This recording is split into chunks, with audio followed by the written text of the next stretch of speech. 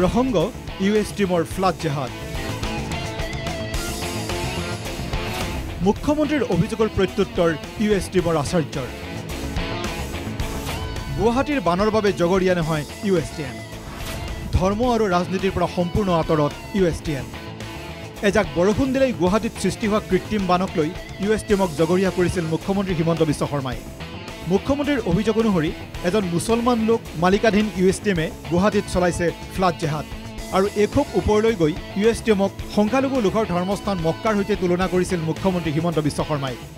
তাতে গলে গম পাব যে সোমালে মক্কাতে সোমাইছে নে গুৱাহাটীত সোমাইছে গমেই নাপায় সেইটো হ'ব পাৰে উত্তৰ পূৰ্বৰ গৌৰৱ কিন্তু অসমৰ গৌৰৱটো নহয় অসমৰ সংকট গোটেই পাহাৰ কাটি গুৱাহাটীক খতম কৰি দিছে আৰু তাক গৈ আমাৰ মানুহবিলাকে গৈ বচাব গৈছে এইটো জেহাদৰ বাপ কৰি আছে জেহাদ মই কম কৈছো আমাৰ শিক্ষা ব্যৱস্থাটো ধ্বংস কৰি আছে তাতে মুখ্যমন্ত্ৰী হিমন্ত বিশ্ব শৰ্মাৰ এই সকলো অভিযোগৰ মঙলবাৰে প্ৰত্যুত্তৰ দিয়ে ইউএছ টিমৰ আচাৰ্য তথা স্বত্বাধিকাৰী মেহবুবুল হকে ইউএছ টিমৰ আচাৰ্যজনৰ স্পষ্ট কথা গুৱাহাটীত বান হোৱাৰ বাবে ইউএছ টিএম জগৰীয়া নহয় পানীটো যে যায় এটো যে ভুক্তভোগী গোটেই গুৱাহাটীৰ মানুহ আমি ৰেসপন্সিবল নহয় এটা গুৱাহাটীৰ সমীপৰ খানাপাৰাত ইউএছ টিমে চুবুৰীয়া ৰাজ্য মেঘালয়ৰ পাহাৰ কাটি তহিলং কৰাৰ বাবে মহানগৰীত বান বিভীষিকাৰ সৃষ্টি হোৱা বুলি অভিযোগ কৰিছিল মুখ্যমন্ত্ৰী হিমন্ত বিশ্ব শৰ্মাই মুখ্যমন্ত্ৰীৰ এই অভিযোগৰ প্ৰত্যুত্তৰ দি ইউএছ টিমৰ আচাৰ্য মেহবুবুল হকৰ প্ৰতিক্ৰিয়া ইউএছ টিমৰ আশে-পাশে বহু উন্নয়নমূলক কাম কাজ হৈ থকাৰ বাবে মাটি গছ কটা গৈছে আমাৰ বাউণ্ডাৰীৰ ওচৰ পাজৰত বহুত আৰ্থ কাটিং হৈছে এইটো আমি ওনাৰ নহয় যেবিলাকে কাটিছে বিভিন্ন ডেভেলপমেণ্টৰ কাৰণ প্ৰজেক্ট কাৰণ তেওঁলোক ৰেসপন্সিবল আনহাতে মক্কাৰ আৰ্হিত ইউএছ টিমৰ মূল গেট নিৰ্মাণ কৰা বুলি মুখ্যমন্ত্ৰীয়ে কৰা অভিযোগ সন্দৰ্ভত উচ্চ শিক্ষা প্ৰতিষ্ঠানখনৰ স্বত্বাধিকাৰী মেহবুল হকৰ মন্তব্য ধৰ্ম আৰু ৰাজনীতিৰ পৰা সম্পূৰ্ণ আঁতৰত থাকে ইউএছ টিএম আমি দুটা বস্তুৰ পৰা বহুত আঁতৰত থাকোঁ এটা হ'ল ৰিলিজিয়ন এটা হ'ল পলিটিক্স এই দুটা বস্তুৰ পৰা আমি বহুত দূৰত থাকোঁ এইটো আপোনালোকে বিচাৰ কৰক আপোনালোকৰ সবৰ নলেজ আছে আপোনালোকে যাওক এইটো কি বনিছে কি নাই মোৰ ফাৰ্ষ্ট টাইম তেওঁ কোৱাৰ পাছত আমাৰ নটিছত আহিছে বাট এনিৱে আমি কোনো বস্তু ৰিজেকশ্যন কৰা নাই আপোনালোকে ছাজেশ্যন দিয়ক আপোনালোকে ইমান দুনিয়া ঘূৰি ফুৰি আছে আপোনালোকৰতো আইডিয়া আছে নহয় সেইকাৰণে আপোনালোকে ছাজেশ্যন দিয়ক মুখ্যমন্ত্ৰী হিমন্ত বিশ্ব শৰ্মাক ইউএছ টিমৰ আচাৰ্য তথা স্বত্বাধিকাৰী মেহবুল হকৰ আহ্বান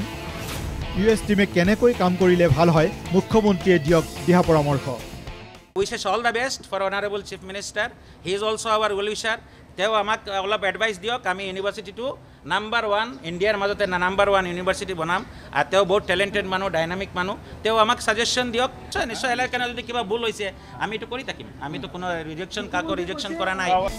ইপিনে গুৱাহাটীত ইউএছ টিমে সৃষ্টি কৰা ফ্লাড জেহাদ একেলগে চাবলৈ প্ৰদেশ কংগ্ৰেছৰ সভাপতি ভূপেন বৰাকো লগ ধৰিছিল মুখ্যমন্ত্ৰী হিমন্ত বিশ্ব শৰ্মাই মুখ্যমন্ত্ৰীৰ এই আহ্বান সন্দৰ্ভত মঙলবাৰে দিল্লীত প্ৰতিক্ৰিয়া প্ৰকাশ কৰে প্ৰদেশ কংগ্ৰেছৰ সভাপতি ভূপেন বৰাই মুখ্যমন্ত্ৰীৰ লগত দিনটো ঘূৰিবলৈ সাজু ভূপেন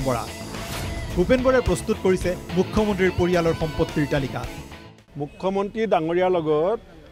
মই দিনতীয়াকৈ যাবলৈ ৰেডি আছোঁ দিনতীয়াকৈ ময়ো এখন লিষ্ট দিম যিবিলাক সম্পত্তি ময়ো চাবলগীয়া আছে তেখেতৰ বিভিন্ন প্ৰকাৰে আহৰণ কৰা সেই সম্পত্তিখিনিৰ লগতে ইউএছ টিএম একেলগে যদি তেখেতে ভ্ৰমণ কৰা এটা কাৰ্যসূচী দিনতীয়াকৈ লয় ইমূৰৰ পৰা সিমূৰলৈকে একেবাৰে জালুকবাৰীৰ পৰা কাজিৰঙা হৈ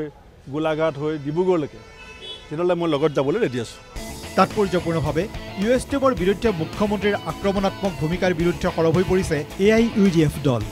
দলৰ জ্যেষ্ঠ বিধায়ক ৰফিকুল ইছলামৰ অভিযোগ মুখ্যমন্ত্ৰীয়ে এইকেইদিনত সপোনত মাথোঁ জেহাদ দেখিছে মুখ্যমন্ত্ৰীয়ে নিজৰ পৰিয়ালৰ সম্পত্তি ৰাইজক দিব বিচৰাটো ভাল কথা আজি এইবিলাক জেহাদ কিবা কিবি মুখ্যমন্ত্ৰী অসমতে বাংলাদেশ দেখি আছে ক্ষুদ্ৰ ক্ষুদ্ৰ বাংলাদেশ তেখেতে অসমতে দেখি আছে আমিতো নেদেখোঁ আমাৰ অসমততো কোনো বাংলাদেশ আমি দেখা নাই গঢ়ি উঠা নাই আকৌ মেঘালয়ৰ পানী আহি গুৱাহাটীখন বুঢ়াই পেলাই বুলি তেখেতে বৰ উদ্বিগ্ন প্ৰকাশ কৰিছে কিন্তু আমাৰ আমচাঙৰ কথা বিজেপিৰ এজন বিধায়কে কৈছে আমচাং কাটি তহিলং কৰা হ'ল ৰিজৰ্ট হৈ আছে তাৰ পৰা পানী যে গুৱাহাটীত সোমাই আছে সেইখিনি কিন্তু কথা উল্লেখ নকৰে আপুনি গুৱাহাটীৰ জাষ্ট আমিনগাঁৱৰ অলপ আগবাঢ়ি গ'লে তাতে বাইটা চাৰিআলিৰ পৰা আগতে পাহাৰ চাব একদম কাটি তহিলং কৰি দিয়া হৈছে মেঘালয় এটা বেলেগ ৰাজ্য মই ভাবোঁ সেই ৰাজ্যৰ লৈ আমি মাননীয় মুখ্যমন্ত্ৰী ইমান চিন্তা নকৰি নিজৰ ৰাজ্যৰ চিন্তা কৰিলে বেছি ভাল নিউজ ডেস্ক ৰিপৰ্ট NKTV